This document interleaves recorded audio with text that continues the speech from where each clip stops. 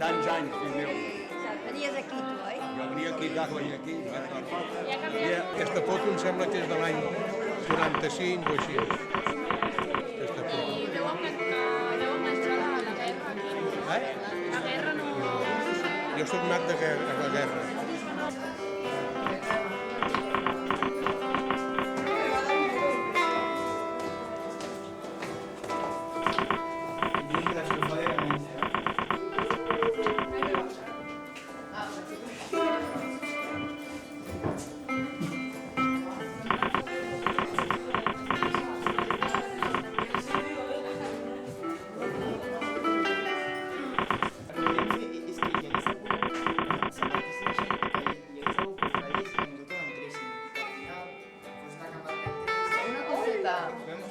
Una coseta.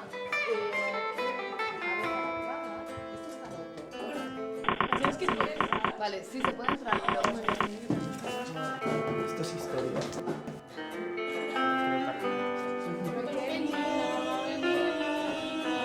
¿Cómo se ha metido?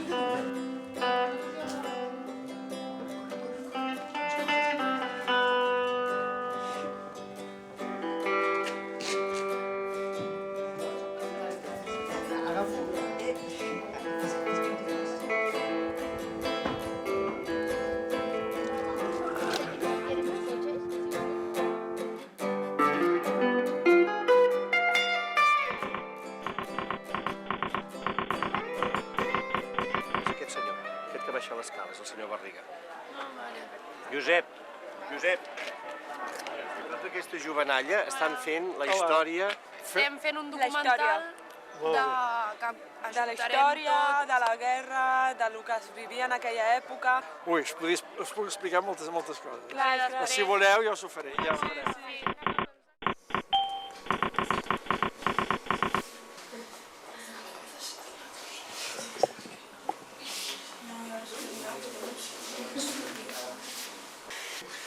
Bé, nosaltres veurem alguns aspectes de la guerra aquí al barri que he anat trobant.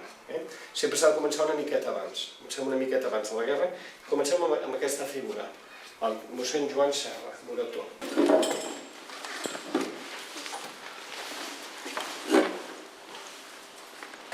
Suposo que hi ha diverses revistes, però no sé si en algun número potser podem mirar el sumari, la història de Badalona, escrit per Josep Barriga.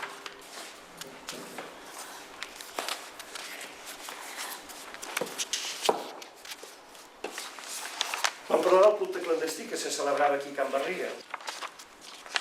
On era? Mira, aquí tenim la façana de Can Barriga. Aquí és on se celebrava el culte clandestí.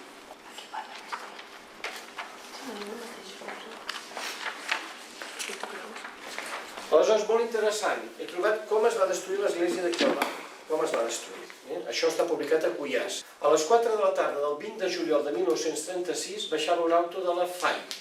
FAI vol dir, ho sabeu, Federació Anarquista Ibèrica. Llavors baixaren aquells i trencaren els de l'auto a la porta. Entraren dins i junt amb 3 dones del veïnat destrossaren tot el de dins i ho tragueren fora fent un foc davant, al mig del gran holgori del veïnat. Consumat això, els de l'auto ajustaren la porta i se n'anaren, però en Manel del bar i els seus parroquians començaren a cridar «Cremeu, cremeu». Llavors hi entraren els del veïnat i calaren foc amb fustes que hi havia.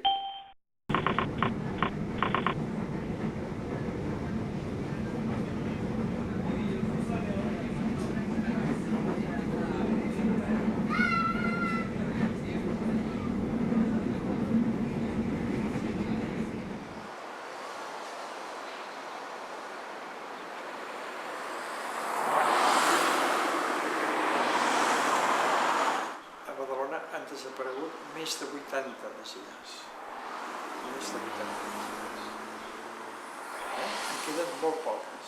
En queden com unes 10.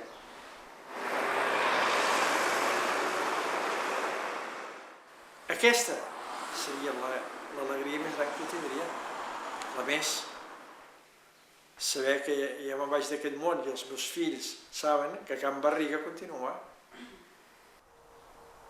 Aquesta casa és del 1670. La casa de baix es va fer l'any 1925.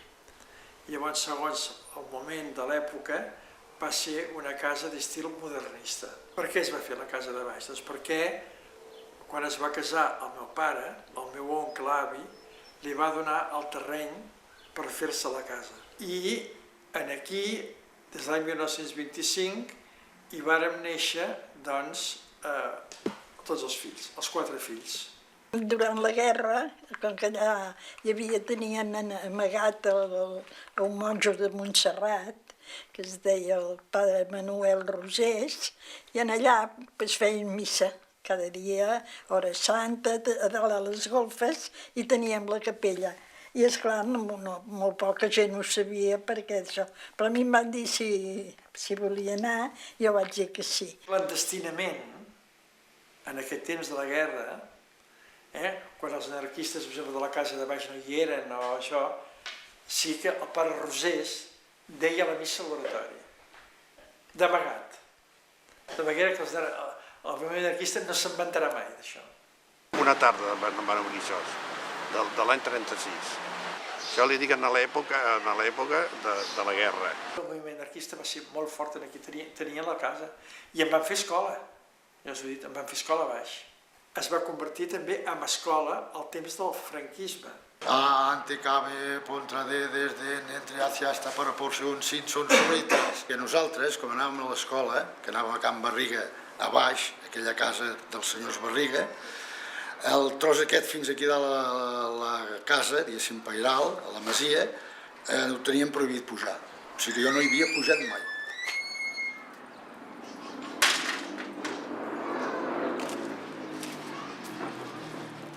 Una tarda ens vam ficar tota una colla i va venir el senyor Escalada, ens va fer baixar i ens va donar una bufetada a cada un.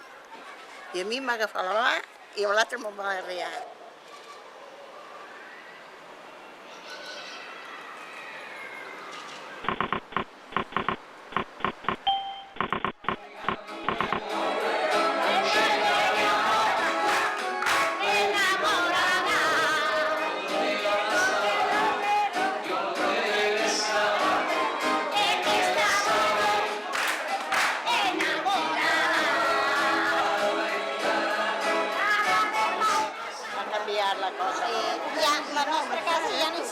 I el que és per quan passen els autobusos, allò era una riera.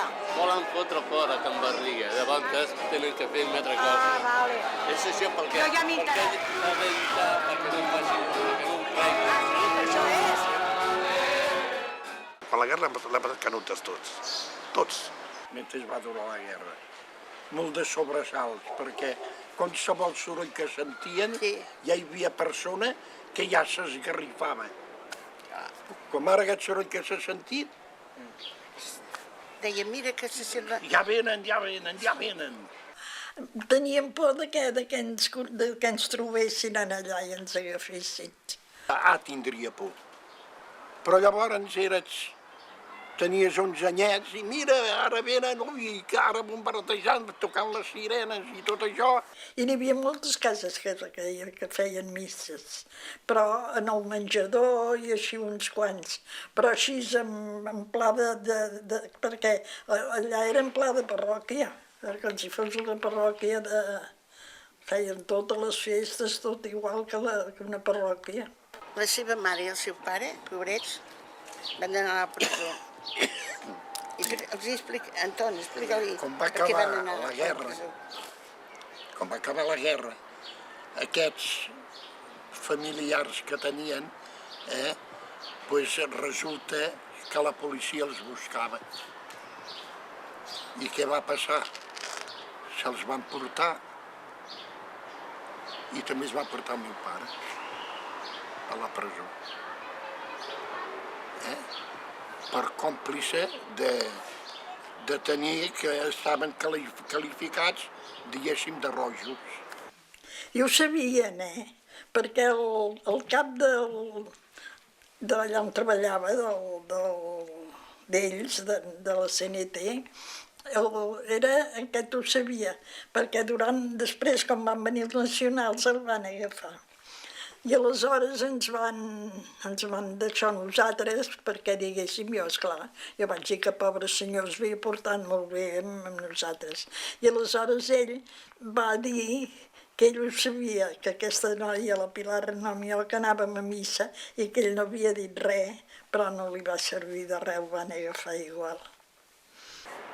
I en va quedar un que no estava a casa i al cap d'un rato es va presentar i la meva mare li va dir fulano, marxa perquè vindrà la policia que se t'emportarà. Va venir la policia, el va agafar i li va dir qui li ha dit que s'amagués? Diu la dona de Manel. Llavors se l'han portat la mare cap a la presó també. Sabes que en esta corte francesa eres más que gitana princesa, Violeta de España, tú aquí en tierra extraña, eres como el recuerdo de aquel amor. Yo tuve un ruiseñor que llegó a suspirar, ¿para qué quiero amor si nadie me va a dar? Ramito de violetas que luzco en el ojal, me siento emperador de violeta imperial. Era como un sol de primavera.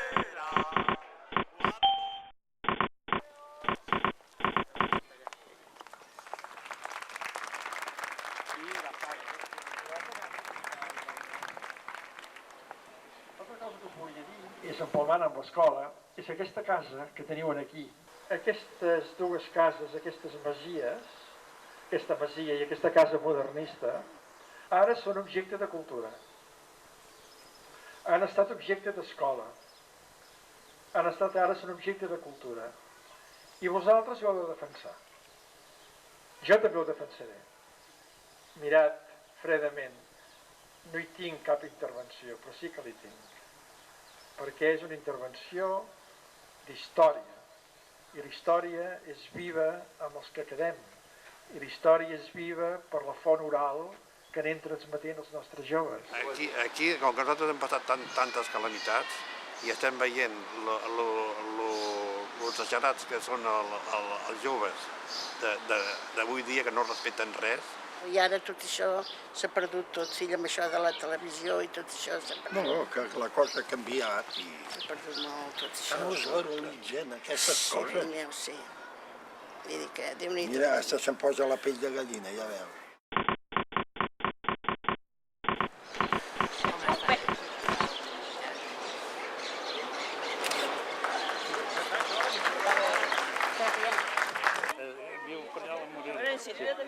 Aquí hi havia la mina, encara hi és la mina, oi? Sí, l'estació. I aquí viu nord. Sí. Aquest pagès es fotia amunt, aquest no amunt, a robar. Ja robava jo. Era la Bèlio. Sí, la Bèlio. Aquí vam fer molt bé nosaltres, vam fer cada futbol. Bueno, això li expliques als joves i et diuen això no és mentida. Encara hi ha la campana, Encara hi ha la campana aquella.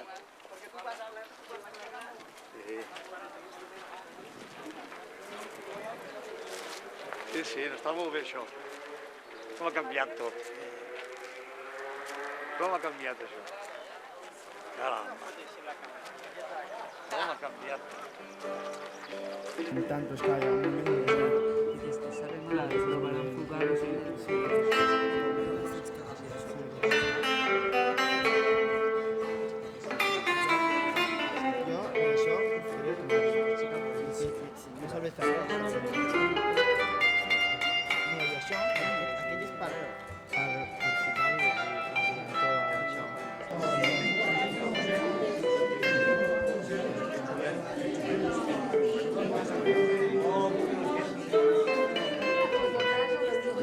Cada quilòmetre que estan usats.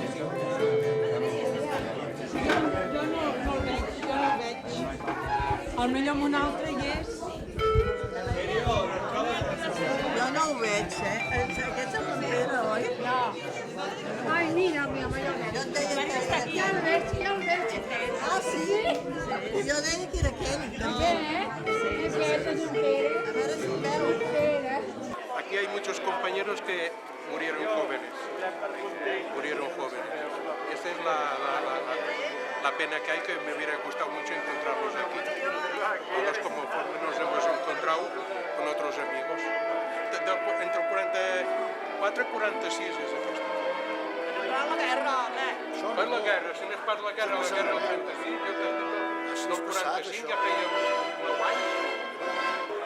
Y ahora pues después he empezado esa escuela, después yo que sé, más de 50 y pico de años que no había entrado en esta casa. 50 y pico digo más, 50, o 60 o 70. Bueno, 70 no, porque tengo 72.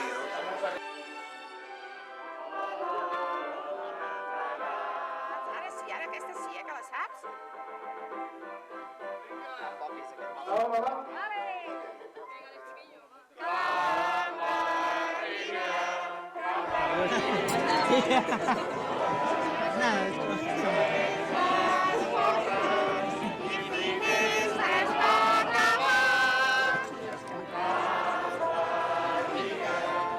Esta és la que va abans.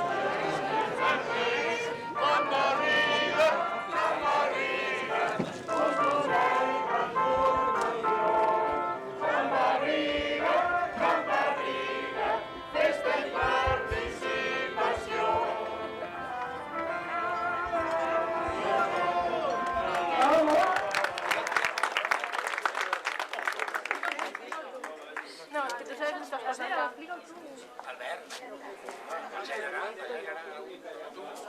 No sap explicar-te, no? Doncs a veure, aquest documental tractarà una mica sobre la masia i una mica sobre la guerra civil i tot això que vosaltres ho controleu bastant. Nosaltres ara no sabem exactament tota la història, però no ens agradaria agafar un llibre i buscar entre pàgines i buscar informació, definicions. No, el que ens interessa són historietes, detalls, coses que interessen més i coses que la gent encara no sap. Testimonis reals. Vale? Vull dir que si algú té informació, té fotos, té qualsevol... Sí, una curiositat o... Jo no tinc cap foto, però jo me'n recordo del començament de la guerra, una miqueta més cap aquí, que a Barcelona hi havia unes llums. Curiositats com aquesta. Hi havia els llums que avisaven que venien els avions. Que venien els avions a bombardejar. Llavors, al carrer Felip de Rosers quasi es va quedar sense homes, perquè els homes van anar a la guerra. I com que venien a bombardejar i la gent tenia molta por, que era molta canalleta, davant de Cala Lina hi havia un turó, que ara hi ha pisos, i allà hi van fer un refugi. I el meu pare hi va treballar perquè el meu pare treballava a Can Girona. I a Can Girona feien material de guerra. I quan ja el tenien a dalt del camió per endur-se'l, van dir que no, que necessitaven uns quants. I al carrer Felip de Rosers va quedar el meu pare, i el teu pare també, per això que jo, i el seu pare. I ells, i junt amb les dones i els nanos, van fer el refugi. Que aquest refugi el van tapar per fer pisos. I això era una cosa històrica que no havies de tapar, perquè dintre hi havia túnels, te'n recordes?